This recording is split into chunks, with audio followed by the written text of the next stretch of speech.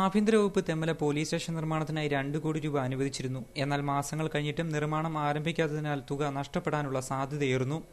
ഈ സാമ്പത്തിക വർഷത്തിന് മുമ്പ് തന്നെ കരാർ നൽകി നിർമ്മാണം ആരംഭിച്ചില്ലെങ്കിൽ അനുവദിച്ച തുകയും നഷ്ടപ്പെടും എന്ന നിലയിലാണ്. നിലവിൽ തെമ്മല പോലീസ് സ്റ്റേഷൻ സ്വകാര്യ തോട്ടം മുതലാളിയുടെ അധീനതയിലുള്ള ഒരു കെട്ടിടത്തിലാണ് പ്രവർത്തിക്കുന്നത്. കാലങ്ങളായി പോലീസ് സ്റ്റേഷൻ പണി കഴിപ്പിക്കുന്നതിനായി സ്ഥലം കണ്ടെത്താൻ അധികൃതർ നെട്ടോട്ടത്തിലാണ്.